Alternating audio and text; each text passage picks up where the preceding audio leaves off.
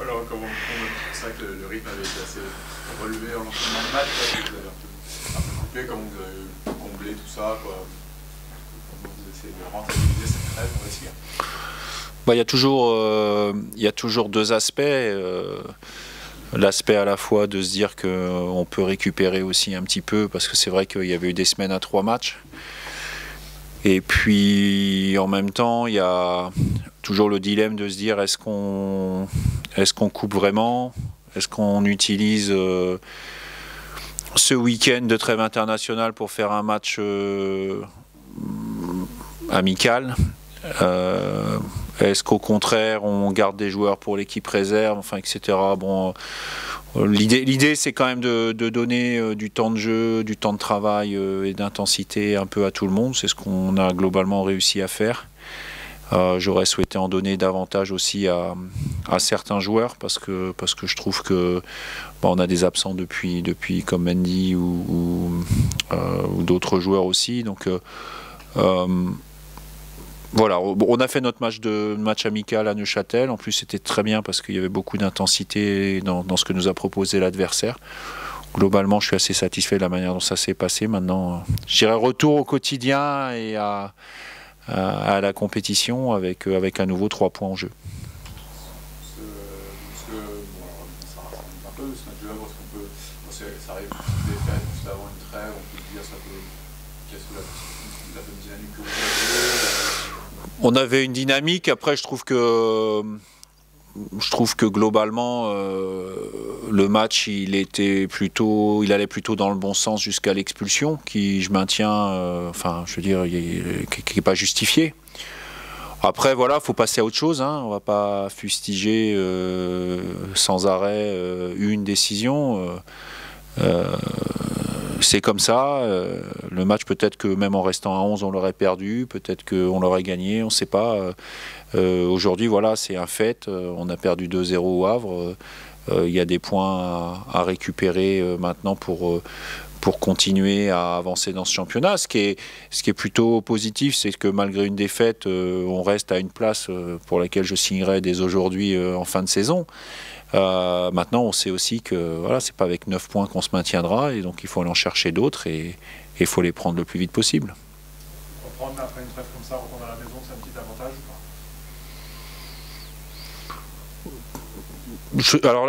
Alors celle-là, je m'y attendais pas. Je sais pas, honnêtement, je sais pas.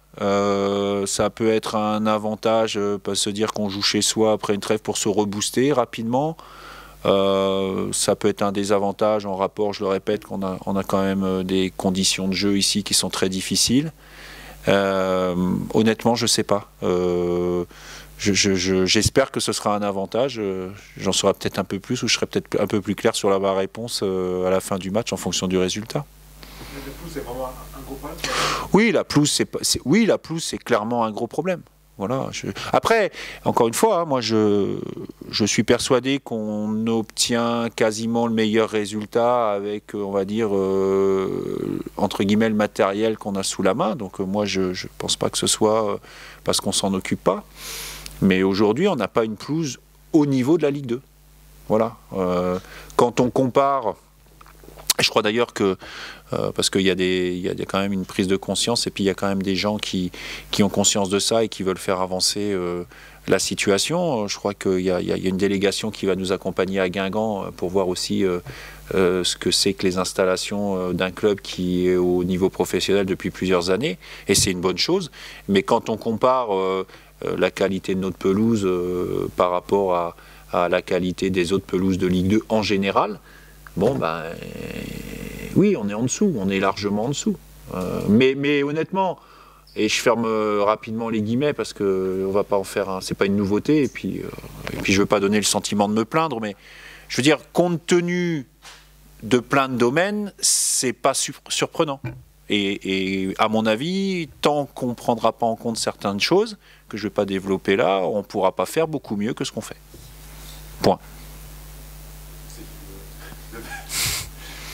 Bastien qui t'attend à quoi un peu ce que l'équipe dont tu as Brunest et l'équipe qui est dans vos Alors, le danger, pour moi, il est là. Parce que pour moi, Bastia, ils sont, entre guillemets, pas dans... Et puis c'est un peu difficile de dire qui est dans le championnat du bas. Aujourd'hui, bon voilà, on peut faire des prévisions. Alors oui, les promus, globalement, les équipes avec des budgets un peu moindres aussi, pour les raisons qu'on connaît. Mais pour moi, Bastia, ils font pas partie, entre guillemets, du championnat du bas. Hein. Je veux dire, ils en sont quand même à leur deuxième saison de suite, on va dire, au niveau de la Ligue 2. C'est un club qui s'est retrouvé dans les divisions inférieures pour des raisons, on va dire, extrasportives. Il y a quand même des joueurs d'expérience, de qualité. On sait aussi qu'ils ont à domicile cette ferveur et cet enthousiasme qui fait que, ben voilà, c'est aussi un avantage de jouer avec un public comme ça à chaque fois. Donc pour moi, Bastia, ils font pas partie, entre guillemets, du championnat du bas. Donc je m'attends à un match difficile face à une bonne équipe qui joue bien au football, qui a une très bonne mentalité et un très bon état d'esprit collectif depuis maintenant leur épopée de la remontée vers le milieu professionnel. Donc oui, ça sera difficile, mais dans notre situation, tous les matchs sont difficiles. Deux équipes qui prennent beaucoup de cartons comme match là. Voilà, déjà, vous m'avez posé des questions sur la pelouse. J'ai fait court, et maintenant vous voulez parler des cartons. Ah, ouais, on prend des cartons, ouais, mais bon, moi je veux bien les reprendre un par un, les cartons. Voilà. Enfin, je veux dire, à un moment donné, c'est pas. Franchement, enfin moi, je regarde toujours 3-4 matchs de l'adversaire. J'ai vu des bons matchs de Bastia. Je veux dire, les matchs qu'on a pu faire nous, il y a eu des matchs aussi qui étaient, je pense, plutôt agréables à regarder. Certains, pas tous. Hein. Bon, voilà. Après, on peut pas juger au nombre des cartons simplement le fait que ou prévoir que le match va être âpre ou pas. Je veux dire, tous les matchs de Ligue 2 sont disputés, notamment sur le plan athlétique. Et donc, oui, c'est un combat à chaque fois, c'est clair. Bastia, il y a Miguel Alfarella qui a marqué son époque ici, on va dire, qui a bien fonctionné ici, qui a fait. Est-ce que voilà, le retour d'un ancien joueur qui a brillé dans son ancien club, qui revient, est-ce que toi, en tant que coach, tu le prends un peu en compte ce côté-là ça fait c'est toujours, des paramètres à prendre en compte. C'est toujours, oui, bah, il y a deux choses. C'est toujours dangereux quand un joueur revient, on va dire, dans son environnement. Avec un autre club. Et c'est d'autant plus dangereux quand c'est un joueur qui est en pleine forme et qui a d'énormes qualités. Voilà. Donc c'est un deuxième paramètre qui fait que ben oui, il faut prendre ça en compte et forcément qu'il y aura dans l'approche un mot par rapport à ça. À chaque match, les joueurs de l'équipe d'Annecy, on a une présentation vidéo bien sûr, mais à chaque match, ils savent et on identifie les joueurs en face qui sont un peu différents et qui peuvent faire des différences. Voilà. Et aujourd'hui, en préparant Le Havre, évidemment qu'il y aura un mot sur Miguel Alfarella parce que, vous savez, Miguel... quand j'ai signé ici, c'est les premiers que j'ai appelés pour essayer de le garder. Et deux, vous savez que j'étais un adversaire du FC Annecy avec Boulogne. Et en préparant le premier match qu'on a fait chez nous, le match aller contre le FC Annecy, pareil, j'avais regardé quelques matchs. Et Miguel Alfarella, il n'était pas à l'époque coté comme il était en fin de championnat. Et en préparant les matchs, j'avais déjà dit à mes joueurs à Boulogne de faire attention à ce joueur parce que voilà, il est évidemment, c'est un joueur qui a de la vitesse, qui a du volume, qui est pas maladroit. Voilà. Puis en plus, il est en pleine confiance aujourd'hui. Je pense qu'il a trouvé un environnement hyper favorable pour lui aussi. Donc voilà, il y aura un mot. Maintenant, c'est pas un joueur qui fait une équipe, il y a d'autres joueurs aussi à prendre en considération. Puis nous, on tâchera aussi de s'appuyer sur nos valeurs collectives pour faire le mieux possible et tout faire pour gagner le match. Revenir ou ça aurait pu se faire ou c'était loin de se faire y a toujours plein de bruit au moment du mercato, d'autant plus sur des joueurs, des anciens joueurs du club qui ne jouent pas dans les clubs où ils sont aujourd'hui. Voilà. Donc entre les bruits qu'il peut y avoir, les rumeurs qu'il peut y avoir et la réalité des choses, il y a souvent un gros écart. Voilà. Donc j'ai pas moi à dire aujourd'hui ce que j'aurais souhaité faire ou pas faire en parlant d'un joueur qui ne m'appartient pas, qui appartient à un autre club, par respect pour le club qui est le sien et par rapport à lui, c'est pas à moi de dire aujourd'hui oui ou non. Mais bon, il y en a des rumeurs au moment du mercato, hein, il y a des grosses rumeurs. Hein. Des fois, même avec Jean-Philippe, on lit des trucs et on les apprend nous-mêmes. Donc, oui, ça peut donner des idées. Ouais. Ça peut donner des idées. Le mois d'octobre, voilà, il y a des déplacements compliqués. Hein, Bordeaux, ouais. On va dire peut-être sur le papier, je parle forcément sur le papier. On sait répondre qu'il n'y a pas de match facile de toute façon, quoi qu'il arrive. Non. Mais sur le papier, on va dire peut-être que les 2 matchs à domicile sont plus accessibles. C'est les victoires à domicile, là, enchaînées avec la première. Honnêtement, je ne me projette pas. J'ai le calendrier en tête, mais je ne me projette pas. Il reste 6 matchs avant la trêve. Je suis capable de vous dire lesquels c'est, mais je prépare Bastia. Après Bastia, je fais un point, à la fois psychologique, le résultat aura son importance, l'état physique des joueurs. Voilà, aujourd'hui, ce qui me plaît dans la préparation du match de Bastia, c'est que j'ai le sentiment d'avoir vraiment quasiment la totalité de l'effectif à disposition et je me dis, voilà, je peux avoir un banc de touche équilibré qui peut me permettre de faire des changements entre guillemets cohérents. Il y a eu trop de matchs cette année pour l'instant où, bon, bah, quand je me retournais sur le banc en me disant ne serait-ce qu'au niveau offensif, qu'est-ce que je vais bien pouvoir faire, les solutions, elles n'existaient pas. Donc, Bastia. Je ne suis pas très original, hein, je sais, mais Bastia, et puis on verra après. L'arrivée de Johan, c'était indispensable pour toi de prendre quelqu'un suite à la blessure d'Alex. Oui, clairement, oui. Voilà. Assez vite, forcément, on est triste et malheureux pour Alex Flipono parce que je pense que c'était quelqu'un qui était, au même titre que d'autres joueurs d'ailleurs, mais c'est quelqu'un qui était en train de prendre conscience du niveau, qui était en train d'exprimer ses qualités à ce niveau-là. À partir du moment où on le perdait, il nous semblait pas, il nous a semblé qu'on n'avait pas dans l'effectif quelqu'un qui lui ressemblait. Et c'est pour ça qu'assez vite, on s'est projeté sur l'arrivée d'un autre joueur. Donc, pour nous, c'était primordial. Voilà.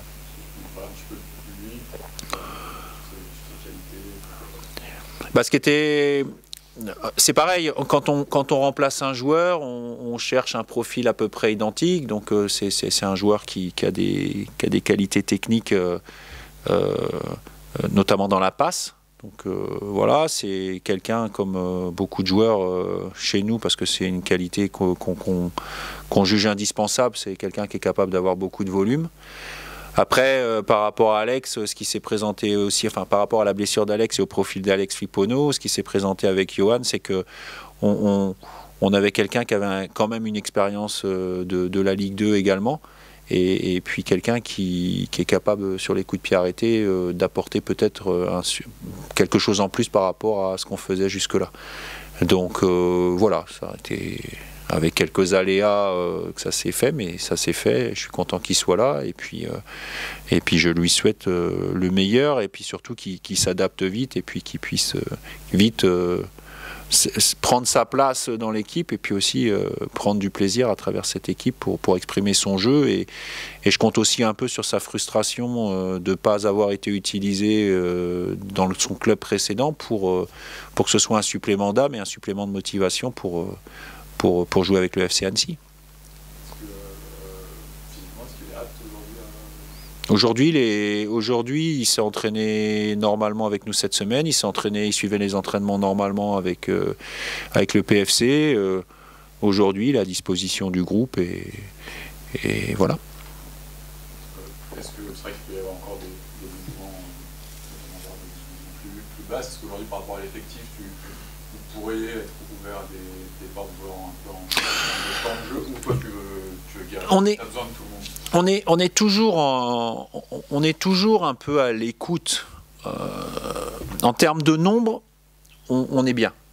Voilà. Après, il ne faut pas faire le nombre pour le nombre, et puis il peut y avoir aussi des joueurs qui, à juste titre, se découragent, sont moins performants, se disent ou le coach il m'utilise pas, est-ce que finalement... Voilà, on est toujours ouvert à ça. Pour l'instant, les joueurs qui sont là, y compris, et je dirais même surtout ceux, vous savez ce que je pense des joueurs qui ne jouent pas, de l'importance qu'ils ont dans un groupe pour la bonne ambiance d'un groupe, pour l'instant, les joueurs qui ne jouent pas ou peu, ils sont complètement dans l'état d'esprit dont on a besoin. Voilà, et je leur tire un grand coup de chapeau, parce que quand on ne joue pas, et je sais de quoi te parle en tant qu'ancien joueur, parce que ça m'est arrivé de ne pas jouer aussi, je leur tire un grand coup de chapeau, parce qu'ils permettent au groupe de bien vivre et de continuer à travailler. Après, la vérité d'un jour, c'est pas forcément celle du lendemain, et on sera forcément, surtout par rapport à des joueurs qui ont un bon état d'esprit, on sera forcément à l'écoute de ce qui peut se présenter ou de ce qu'eux voudraient. Mais à l'heure où je parle, j'ai aucune raison de laisser partir qui que ce soit. Après, si on vient me voir, qu'on me demande de partir ou que je m'aperçois qu'il y a des joueurs qui se découragent et qui sont plus qui apportent plus une dynamique à l'équipe, encore une fois, hein, je le répète, à un moment donné, l'ambiance du vestiaire, c'est ceux qui jouent pas qui la font. C'est partout comme ça. Quand vous avez un vestiaire avec ceux qui jouent pas, qui tirent la gueule et qui tirent le groupe vers le bas, à un moment ça devient compliqué, tout le temps. Dans tous les clubs, c'est comme ça. Une petite question sur Kevin Mwanga qui dernier match, comment c'est vrai qu'il va, voilà, un petit peu, le milieu clé, enfin quand il rentre dans l'équipe, toujours des bons matchs, déjà toi, comment tu le perçois, lui, quoi, son évolution, tout ça, et comment tu gères ça aussi, parce que c'est vrai que ça va pas être évident, il fait des bons matchs, après il y a de la concurrence, quoi, mais c'est vrai que l'année dernière, c'est un peu le troisième homme, là, maintenant c'est le quatrième homme. Kevin Mwanga, il est exactement... Enfin, il a été, parce que là, il joue un peu plus, il a été exactement dans l'état d'esprit que je viens de décrire de joueurs qui, à un moment donné, bon, il a été blessé aussi la saison passée, mais qui, à un moment donné, sont là, jouent pas ou peu, et continuent à travailler, à être dans la bonne humeur, tout en faisant preuve aussi de personnalité et de caractère. Après, voilà, c'est le foot, hein, faut être prêt. Et il a eu le mérite, lui, à un moment donné, quand on a fait appel à lui, d'être prêt. Maintenant, je rejoins ce que je vous ai dit aussi tout à l'heure, c'est-à-dire qu'il n'y a pas qu'au niveau offensif, ça va être une des rares fois, là, pour l'instant, où effectivement, il y a des questions qui se posent. Il y a des questions qui se posent en tant que choix, mais à partir du moment où vous devez vous poser des questions au niveau du choix, ça veut dire aussi que ceux que vous allez mettre sur le banc, vous les considérez pratiquement au même niveau que ceux qui démarrent le match. Et c'est ça qui est intéressant. Après, voilà, c'est mon job. Hein. Faut faire de toute manière, quoi que je fasse, ce sera bien si on gagne, ce sera pas bien si on perd. Voilà. C'est comme ça. Et on peut discuter des heures, ce sera jugé comme ça. Mais par rapport à ce mail, c'est peut-être un lui, tu sais, quand tu vas le mettre, en général, il va répondre présent. Quoi. Jusqu'à présent, mais en fait, ça me fait un peu sourire parce que, bon, autant la question de tout à l'heure, je ne l'attendais pas, celle-là, je savais qu'elle allait venir. Mais, enfin, je veux dire, on les voit tous les jours. Hein. Et parfois, il y a des joueurs, quand ils ne jouent pas, on sait quand même que ils ne sont pas loin. Voilà. Mais pourtant, on ne peut pas forcément les mettre. Parce qu'il y a plein de raisons qui font qu'on met un joueur sur un terrain. Il y a évidemment la performance, c'est la première, mais il n'y a pas que ça. Et Kevin Mwanga, aujourd'hui, le niveau qu'il affiche dans les matchs, même s'il y a encore beaucoup de travail, hein, faut pas non plus, c'est pas non plus le meilleur défenseur central de la Ligue 2, hein, on est bien d'accord. Je veux dire, il y a une logique. Mais les jeunes aujourd'hui, ils sont tous pressés, et en général, je ne parle pas de Kevin, et ils pensent tous que finalement, le parcours de Mbappé, il est normal, quoi. Non. Jouer avant 22 ans régulièrement en Ligue 1 ou en Ligue 2, c'est rare. Voilà.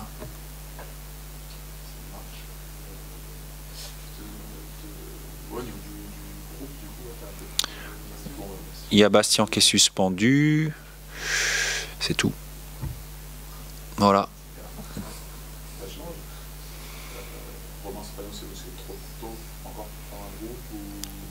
Tout le monde est apte, sauf Bastien suspendu.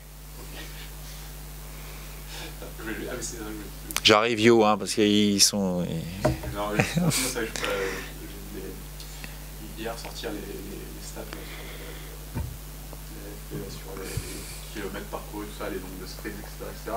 Bon, j'imagine que ça doit être satisfaire de voir que... Non, mais parce que c'est important dans ce que vous développez, de voir que vous dominez sur ça. Ouais, mais c'est pareil, j'ai pas... Encore une fois, il n'y a aucun mérite là-dedans, c'est mon travail. J'ai pas besoin d'avoir une stat qui sort publiquement pour avoir conscience de... Alors après, que ce soit au-dessus de certains joueurs...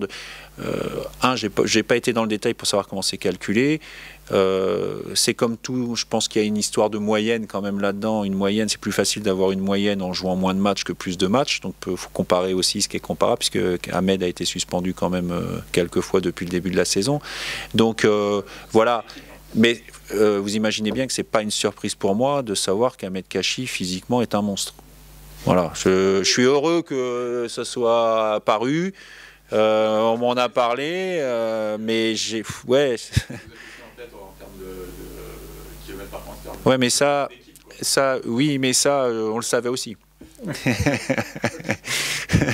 Donc, c'est bien, ça permet d'en parler. Mais oui, parce que on est aussi équipé, à la fois par rapport au club et puis par rapport à des plateformes auxquelles on est abonné et qui nous donnent ces informations-là. Donc, on y est attentif.